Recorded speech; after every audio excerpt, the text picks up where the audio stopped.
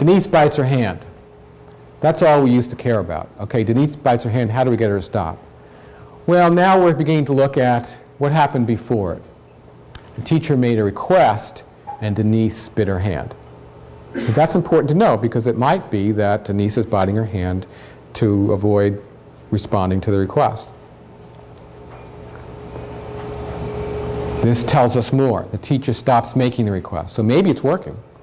If I make a request and the kid bites their hand and I stop making requests, they're getting out of it. It's escape. Well, now we're going to expand it a little bit. Suppose you have something like insufficient sleep, or being in a bad mood, or being ill. What that's going to do is influence this, which will influence that. Okay? Not getting enough sleep again, being in a bad mood, being sick, doesn't make you bite your hand. Not getting enough sleep may make the request more difficult to deal with. Okay, so we still can intervene here. And this is important. We deal a lot with kids who might have chronic illnesses. And people say, well, the reason why they engage in these behavior problems is because of their chronic illness. So until we can resolve the chronic illness, we can't do anything. That's not true. We can intervene here to help even people who have these kind of mood problems, sleep problems that we can't change. Insufficient sleep makes the request more difficult.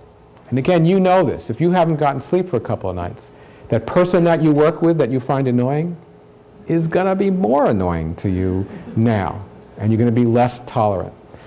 Often, inadvertently, we don't realize this, we change the way we do things. Okay? So I might stop asking her to do what I would just ask her to do, but I also might ask her to do less over time. Okay? Because I'm learning, maybe not consciously, but I'm learning, don't do this. We had a guy once who, I came into a room and I looked at him and immediately said, it's probably escape-motivated behavior problems. Why did I say that? I said it because everybody else is sitting at tables. He's sitting at a table in the corner of the room by himself. A few seconds go by. Well, everybody else is working on some academic work. He's looking at a magazine. Teacher then goes to give him a new magazine, gives it to him like this.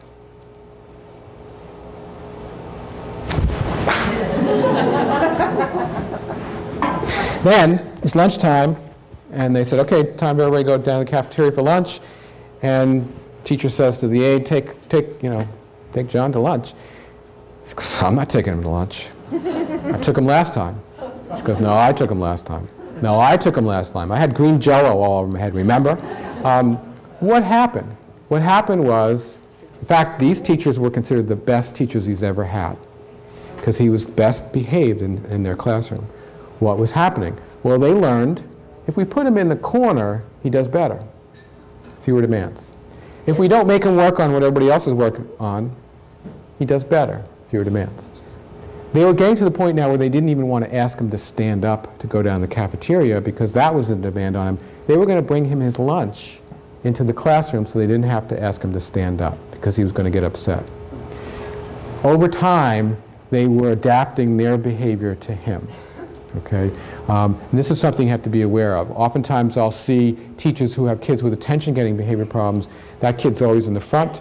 That kid, teacher's never more than about 3 feet away from this kid because they know if I go to the other side of the room, a problem will occur. Now they're not thinking I'm doing something wrong, may not even be cognitively aware of what they're doing, but this just works out better. This is one of those short-term prevention strategies, but it's not a long-term solution.